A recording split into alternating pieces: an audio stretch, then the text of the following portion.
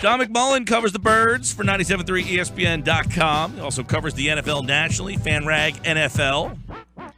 And he joins us now as Roger Goodell gave the state of the NFL today. And I listed down, 10 things, John, that stood out to me. I don't know, how do you think the commissioner fared today?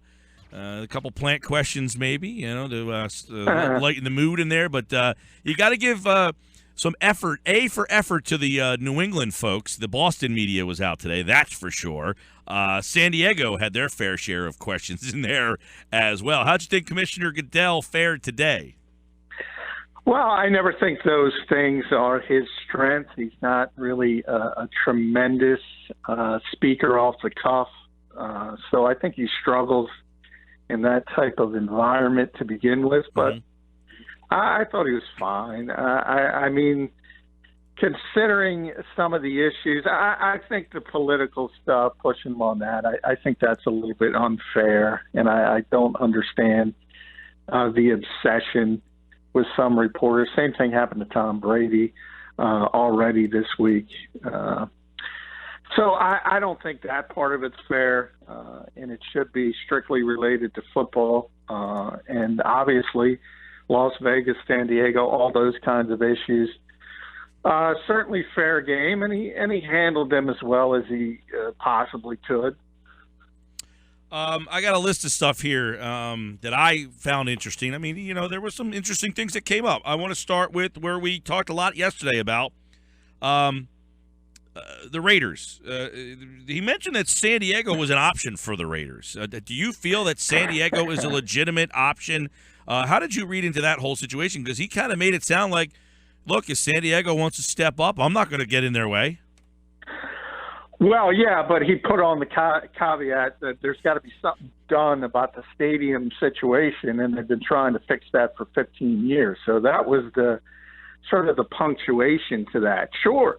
If they want to build a new stadium, they'd still have the Chargers, and they'd certainly be able to get another team and be in the equation for the Raiders. However, if they're not going to do anything on the stadium front, they're not a viable option. So I think that part of it is understandable, and I think it would be almost comical if San Diego woke up and realized, oh my God, we lost the football team.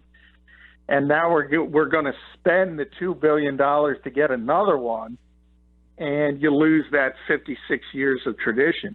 But we've seen it in other cities, and have we seen stranger things? Sure. Well, we saw Cleveland lose the Browns to become the Ravens, but they got the Browns back. They wouldn't become the San Diego Chargers again, right? They keep the Raider name if they were to move. Of course. Right, of course. Yeah. So this would almost seem like everybody's spinning their wheels. Yeah, and it would be, as I said, it would be a realization. Now, we talked yesterday about the Raiders. At the time, Goldman Sachs had not pulled out. And I said, hey, it doesn't make sense for them to stay in. And what happened? They magically pulled out because Adelson is not involved. Goldman Sachs is not going to be involved. So as things stand currently, there's no way they can build that stadium in Las Vegas unless they find another financially well-heeled investor. So the Raiders are in flux, and other cities, as we talked about also yesterday, would be in the equation if they want to step up. He was asked if Oakland would still remain the end game. Yeah, he was asked if the NFL can do better to stop teams from leaving. And, he said, sure, yeah, we could do that. But you still believe that they wanted to get the Chargers into L.A., right? No.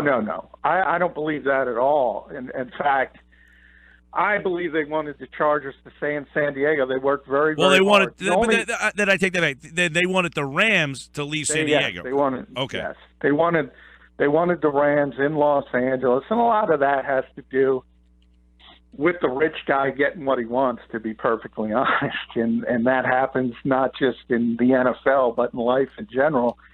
And even I talked about the club yesterday, the club of 32 owners in the NFL. In that realm, Mark Davis is a pauper. In that realm, Stan Kroenke is rich compared to everybody else. That's how rich he is. And the same with Sheldon Adelson.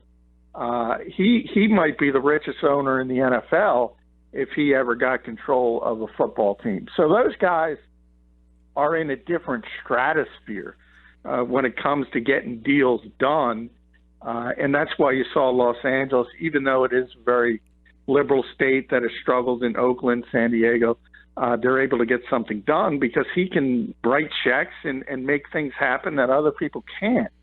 And there's no question the league wanted to get back into the second largest television market. And unfortunately for St. Louis, obviously the Rams have a history in Los Angeles.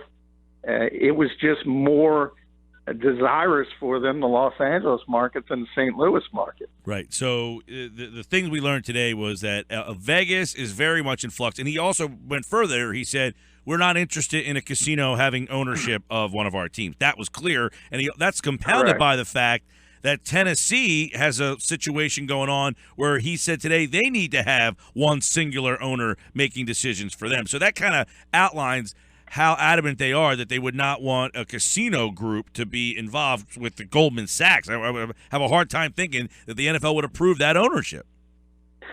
Yeah, but what I just said, now consider this, Mike. What I just said about Stan Kroenke, there was another rule in this league that you could not own multiple franchises in different cities. So if you were an NFL owner, you could not own another professional sports team in a different city. Well, the Kroenkes own the Nuggets, some other things in Colorado, and that was changed because he's really, really rich.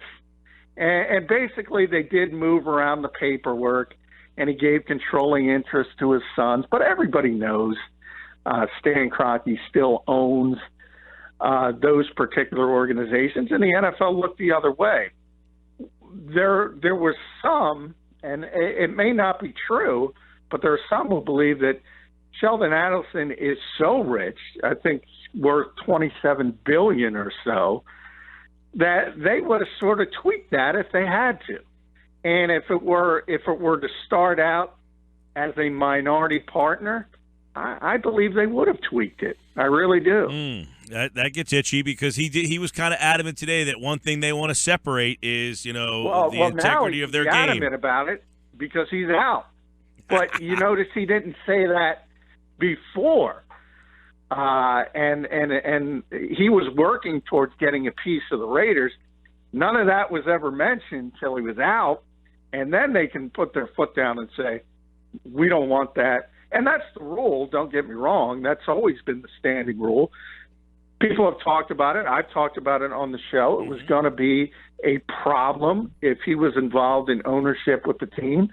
But I do believe whether it would have been a similar situation of just moving some paperwork around, maybe to a family member, they would have worked that out.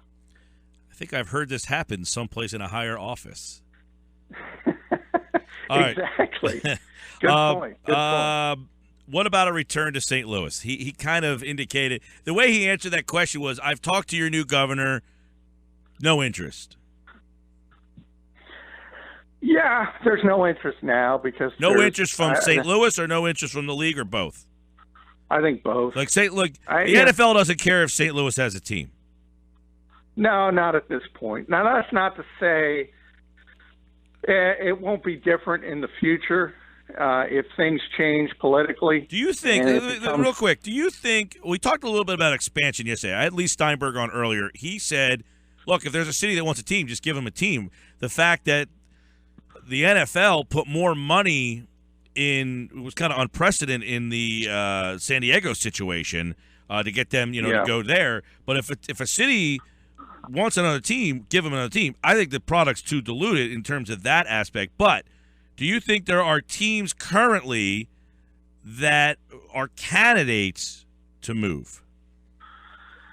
Yeah, I mean, there's always some. You have to look at, as we talked about a little yesterday, you have to look at the older stadiums because that's when these things tend to pop up. Buffalo? Correct. Jacksonville for many years was one people speculated about.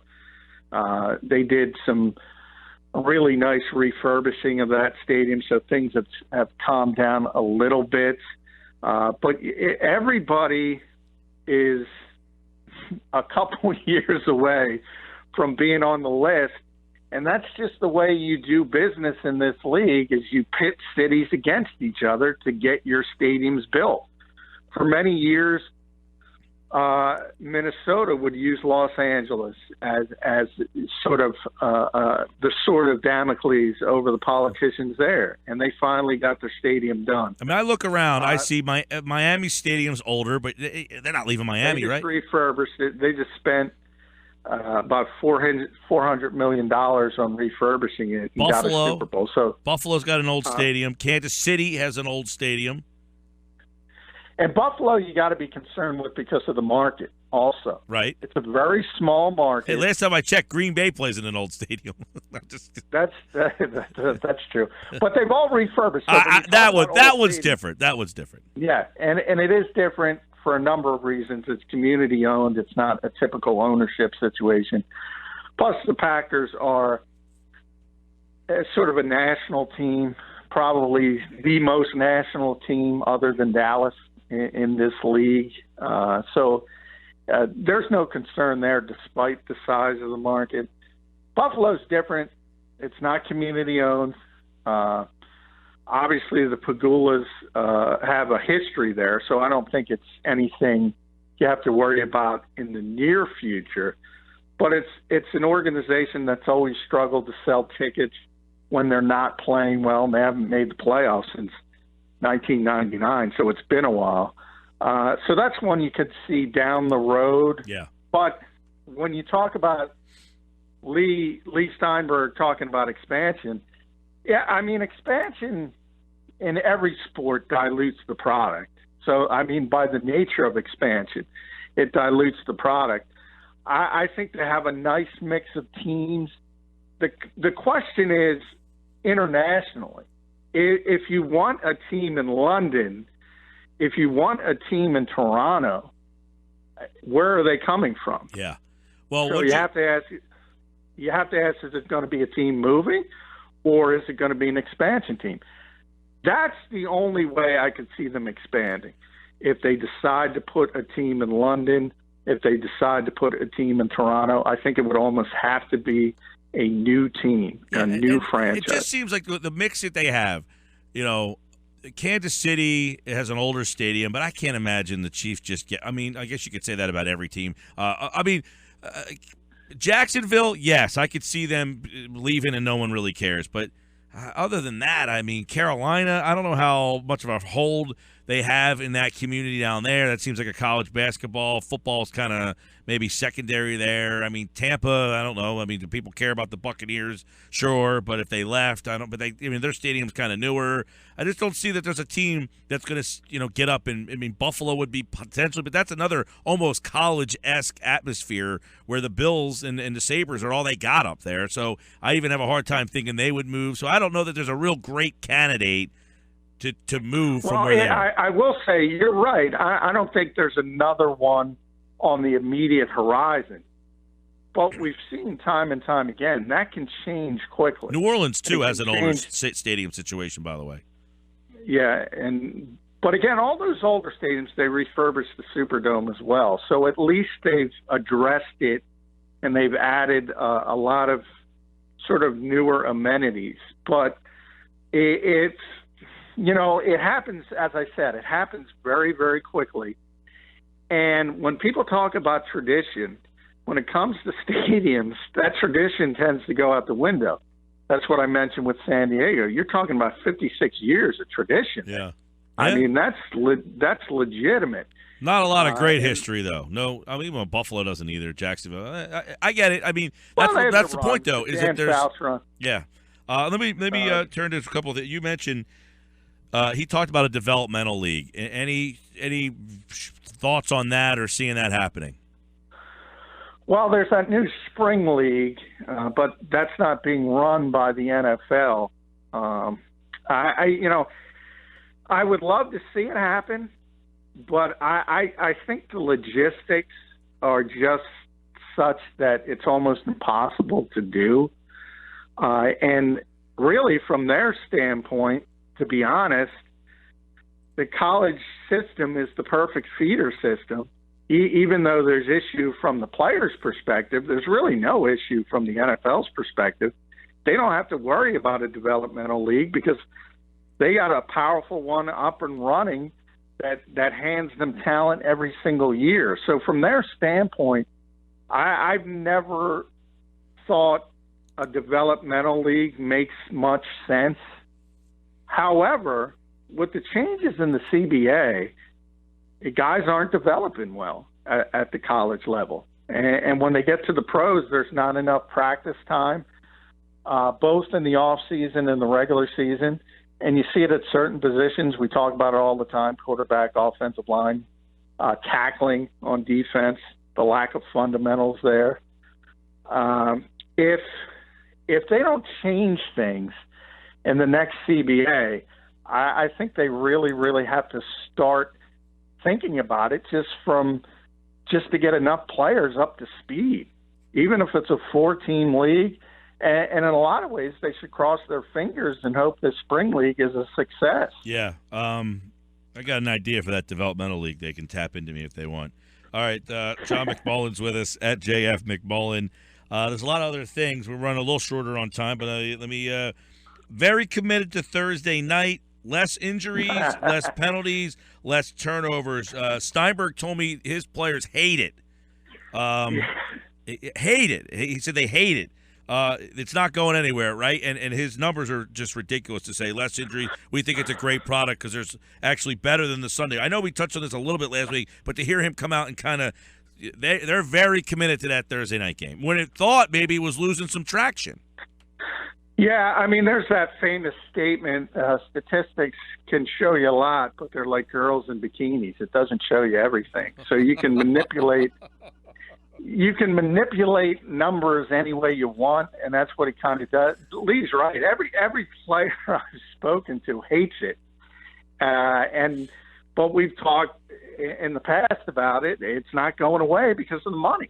And he can't go up there and say, hey, it would be nice if you were allowed to be honest and say, we get a lot of money for this. It's not going anywhere, no matter what. But that's the reality. I thought it was interesting. Mexico, he announced, was it the Raiders and the Patriots? Hey, Patriots, thanks a lot. You're going to Mexico next year. Have fun. It's a road Patriot game. It's a Raider home game. And who knows, the Raiders might play all their home games there pretty soon. Yeah, the Raiders would give up their home game because they don't like their home. Right. They don't care. So that was on the table. And I didn't think much of it. Okay, they play in London. They play in Mexico. The NFLPA, I don't know if you caught this, from their official Twitter account, tweeted, we haven't heard about this. We'd like to comment on this one. They had they had an emoji of kind of like the guy thinking to himself, like, this is interesting news. Like, it seemed that the NFLPA, did you see that tweet? Yeah, they had a lot of issues last year because of the field conditions, the stadium and the field. Yeah, and for a league that pays a lot of lip service to safety issues, and then you put players out on a field in that type of environment, doesn't 2 and 2 don't add up there. Oh, here it is. Let me get the tweet. Roger Goodell says yes to going back to Mexico. Hopefully the field conditions are up to par. Then they got an emoji of kind of like, we'll address this tomorrow at 3:30. Yeah. So they didn't seem happy. They were very, very upset at the field conditions last season when Houston and the Raiders played there. And, yeah, I mean, from the NFL standpoint, it's tough to defend it because you talk about safety on one hand, and on the other hand, you put the players on the field, which obviously is not an NFL level field. And they were shining laser pointers in the face of the players, I can recall. Correct. And, The players They're gonna were have the to get in altitude. there. The altitude's different there too. I mean, that's a big factor in that game. Oh, the altitude's bigger, higher than Denver. Right. So much higher. So it's really, really, there's a lot of issues to deal with, but it's one of those international things, and the NFL is intent on opening up other markets because in a lot of ways this league thinks they've reached the tipping point in the North American market. There's not much more money you can wring out of this market.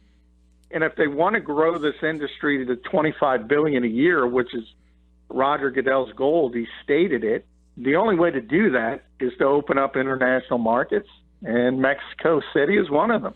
It's like Under Armour. They're losing money. They're out of everybody in the States has bought all the Under Armour that's going to happen. They took a big loss in their money. All right, what else we got on the list here?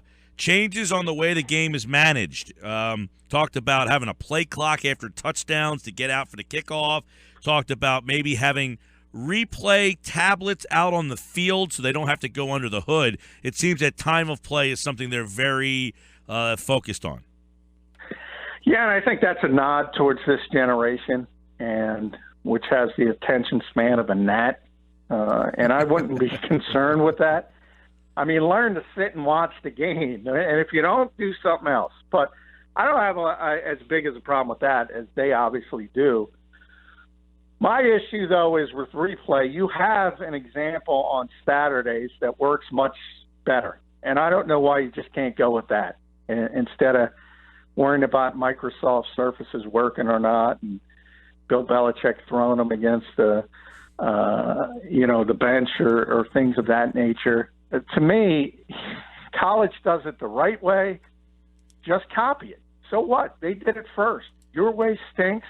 Their way works. I just don't understand. Steal it. Why they don't adopt it. Exactly. Steal it. You stole from the XFL. Yeah, they stole the spider camera from the XFL. By the way, I think that 30 for 30 this week. Tomorrow night. Yeah. He hate me. He acknowledged that there's eroding public trust.